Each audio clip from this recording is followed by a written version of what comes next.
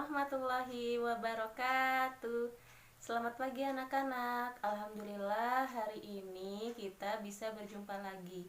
Bagaimana nih kabarnya anak-anak? Semoga anak-anak selalu dalam lindungan Allah ya. Amin. Sebelum kita memulai pembelajaran kita pada pagi hari ini, alangkah lebih baiknya kita bersama-sama membaca lafal basmalah. Bismillahirrohmanirrohim. Nah, anak-anak, pembelajaran PAI kita hari ini akan melanjutkan pembelajaran sebelumnya, di mana pembelajaran sebelumnya kita membahas tentang pengertian dalil dan ayat-ayat Al-Quran yang membahas tentang hari akhir atau hari kiamat atau yaumul akhir. Nah, hari ini Ibu akan menjelaskan beberapa nama-nama dari hari akhir. Ada nama-nama lain dari hari akhir. Lalu ada juga nanti Ibu akan menjelaskan tentang tanda-tanda dari hari akhir, hari kiamat. Lalu nanti Ibu akan jelaskan atau sebutkan perilaku-perilaku apa saja ya yang mencerminkan kita beriman kepada hari akhir. Nah, sebelum Ibu menyampaikan materi kita pada pagi hari ini, Ibu akan membacakan beberapa tujuan pembelajaran kita pada pagi hari ini. Yang pertama, setelah anak-anak menyimak video pembelajaran hari ini, Ibu harap anak-anak dapat mengetahui dari nama-nama hari akhir, tanda-tandanya, dan perilaku-perilaku mencerminkan hari kiamat. Lalu yang kedua, anak-anak dapat menjelaskan tentang nama-nama, tanda-tanda, dan perilaku yang mencerminkan beriman kepada hari akhir. Nah, anak-anak tahu tidak nama-nama lain dari hari kiamat? Nah, di dalam Al-Quran dijelaskan ada 32 nama tentang hari kiamat. Nah, di sini Ibu akan menjelaskan beberapa saja. Yang pertama yaitu Yaumul Zalzalah, seperti yang terdapat di Quran surah Al-Zalzalah. Idza zulzilatil ardu zilzalaha. Nah, apa artinya? Hari ketika terjadi guncangan yang maha dahsyat di muka bumi. Nanti jika hari kiamat tuh akan terjadi kayak gempa bumi, tapi ini yang paling dahsyat karena semua makhluk hidup di muka bumi ini akan hancur. Lalu yang kedua ada Yaumul Ba'ats, yaitu hari setiap makhluk dibangkitkan dari tempat kuburnya. Ketika hari kiamat telah tiba, tiupan sangkakala pertama dunia dihancurkan. Tiupan sangkakala kedua manusia dibangkitkan oleh Allah. Lalu nama hari lain yaitu Yaumul Mahsyar, di mana ketika semua orang telah dibangkitkan dari alam kuburnya, dikumpulkan di tempat yang bernama Padang Mahsyar sesuai dengan amal perbuatannya. Jika dia rajin sholat, dia memakai pakaian, wajahnya berseri, dilindungi oleh malaikat dari teriknya matahari. Lalu jika dia tidak beramal soleh, ada yang berpakaian telanjang, terus jalannya ke Padang Mahsyar itu dengan menggunakan kepalanya. Itu adalah orang-orang yang zolim, orang-orang yang kufur. Lalu selain Yaumul Mahsyar juga ada Yaumul Fasal, di mana Yaumul Fasal adalah hari pemisah keputusan, mana yang baik dan mana yang buruk. Pada hari itu Allah Subhanahu wa Ta'ala memberi keputusan yang benar dan adil kepada hamba-hambanya. Dilihatkan semua amal ibadah kita oleh Allah Subhanahu wa Ta'ala di Padang Mahsyar, mana yang akan masuk surga, mana yang akan masuk neraka. Lalu yang terakhir ada Yaumul Wa'id. Apa itu Yaumul Wa'id?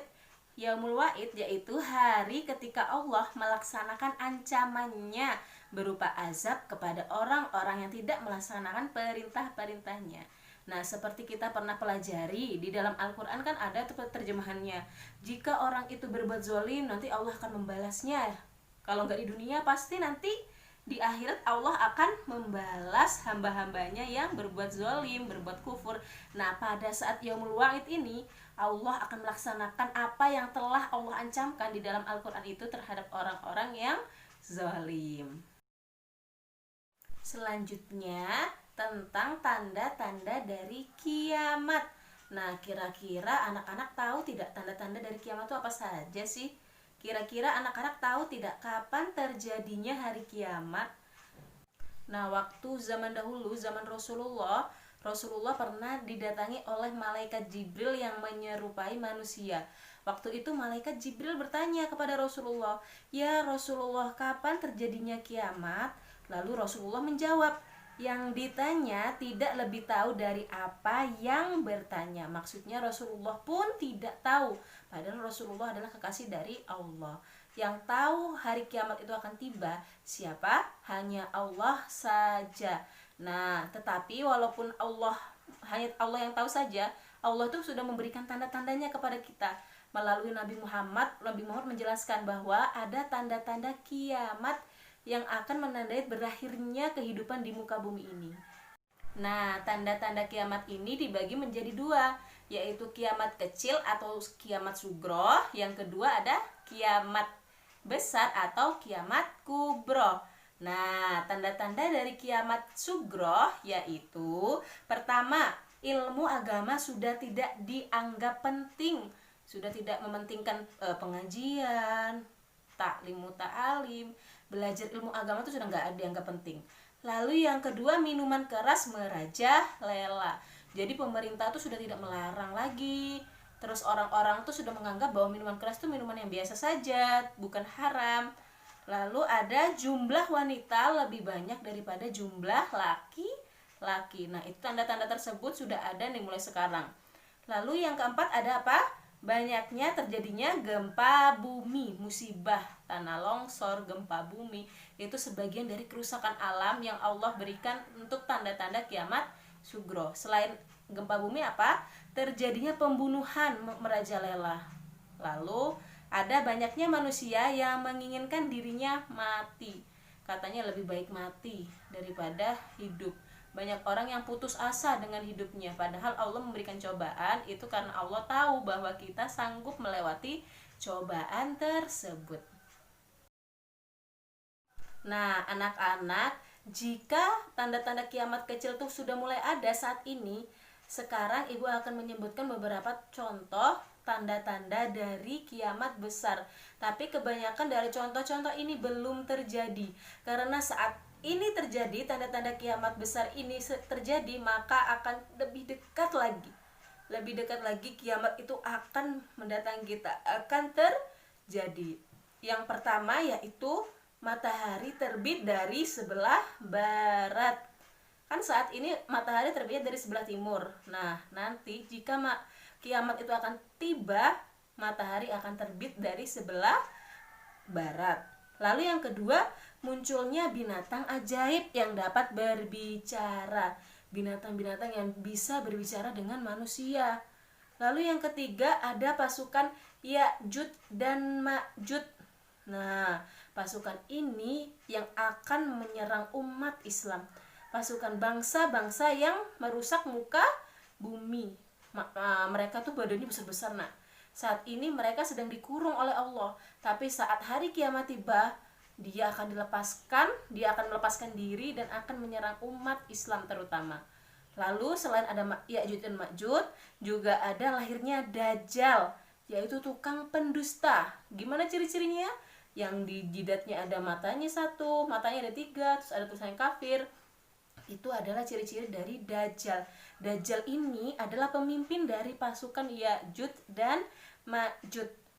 Nah, Dajjal ini yang mengaku sebagai Tuhannya dari umat Islam. Padahal tidak, Dajjal ini bukan Tuhan, bukan siapa-siapa. Dia adalah musuh dari umat Islam. Lalu tanda yang lain itu ada datangnya Imam Mahdi. Imam Mahdi ini seseorang yang akan menolong umat Islam, yang akan menolong umat Islam dari gangguan Dajjal tadi dan pasukan Ya'juj dan Ma'juj, di mana seorang juru selamat pada akhir zaman namanya Imam Mahdi. Lalu selain itu ada kerusakan di Ka'bah, akan terjadinya pertumpahan darah di Ka'bah. Entah itu terjadi perang atau entah itu terjadi pembunuhan. Pokoknya akan terjadi kerusakan di Ka'bah, Baitullah, tempat kiblat kita saat kita sholat. Lalu contoh yang lain tanda-tandanya lenyapnya Al-Quran dari mushaf. ada yang sudah meremehkan Al-Quran, tidak mau membacanya. Lalu Al-Quran itu sudah kalau dibakar merajalela di mana-mana, pokoknya nggak dianggap lagi Al-Quran. Padahal saat ini Al-Quran adalah pedoman dari umat Islam. Setiap kita mengeluarkan hukum, kita berasal dari mana? Dari Al-Quran. Karena Al-Quran adalah perkataan dari Allah Subhanahu wa ta'ala. Nah, contoh terakhir yaitu seluruh manusia menjadi kufur.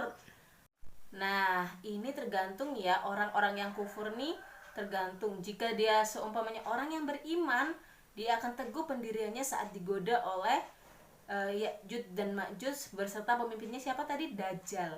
Tapi jika dia imannya lemah, ketika Dajjal mengajak dia untuk mengikuti dia menjadi pasukannya, maka dia termasuk orang-orang yang kufur. Nah, itu tadi adalah tanda-tanda, beberapa tanda-tanda dari kiamat kecil dan kiamat besar. Nah, selanjutnya selain ada tanda-tanda, juga ada contoh perilaku yang mencerminkan kita beriman kepada hari akhir. Seperti yang minggu lalu Ibu sebutkan, kita wajib beriman, yakin bahwa hari kiamat itu pasti akan terjadi. Nah, perilaku seperti apa ya yang mencerminkan kita beriman kepada hari akhir? Nah, selalu memperbanyak amal soleh, selalu beribadah kepada Allah, bahwa kita yakin hari kiamat itu pasti terjadi. Maka kita harus banyak amal soleh nak, biar kita nanti ketika hari akhir datang, hari pembalasan itu datang, hari ketika ditimbangnya mana yang baik yang buruk datang, kita dapat banyak tabungannya, kita dapat amal soleh yang telah kita lakukan di muka bumi ini. Contohnya seperti apa?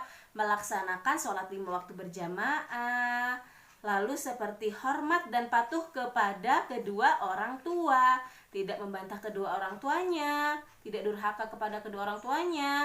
Lalu contoh yang lain, mau bersedekah atau berbagi dengan orang yang tidak mampu. Sedikit apapun itu uang kita, walaupun kita cuma punya uang 1.000, kalau kita punya teman atau tetangga yang kesusahan, kita dapat membantunya walaupun itu cuma 1.000, asalkan ikhlas.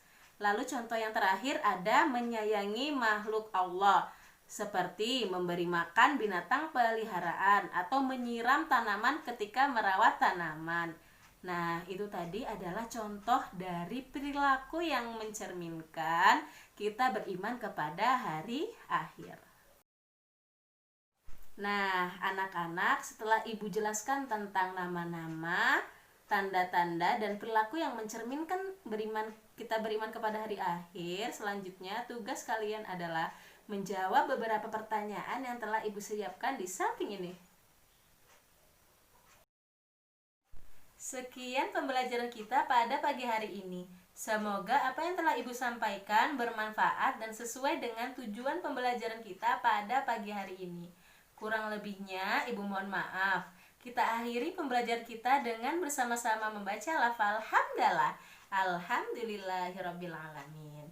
Wassalamualaikum warahmatullahi wabarakatuh.